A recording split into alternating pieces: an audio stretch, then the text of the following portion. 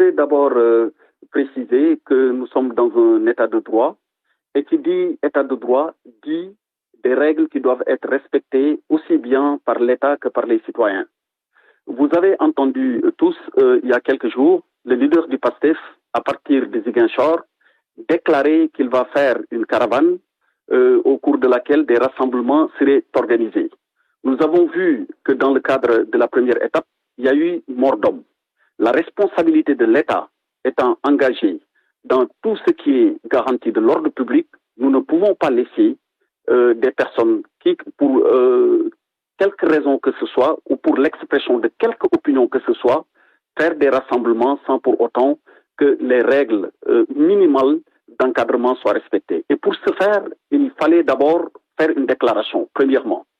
Deuxièmement, l'autorité administrative compétente doit vérifier si toutes les conditions d'une bonne organisation d'une manifestation sur la voie publique sont réunies et le cas échéant, l'autoriser. Et troisièmement, il faudrait, dans le cadre d'une enquête administrative, que le déclarant lui-même veille à ce qu'il n'y ait pas de trouble à l'ordre public.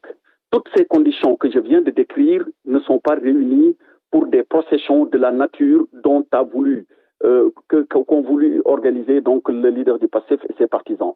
Pour toutes ces raisons, j'ai sorti hier un communiqué pour rappeler les règles qui gouvernent la matière.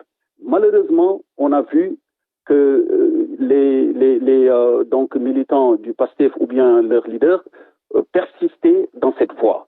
Et on a vu les conséquences que cela a entraîné. Il y a eu mort d'homme à Kolda.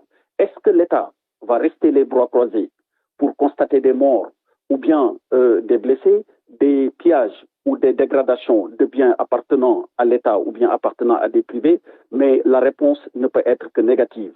Pour toutes ces raisons, que ce soit le leader du PASTEF ou un autre leader, si une violation est apportée à la loi, l'État a le devoir de mettre un terme.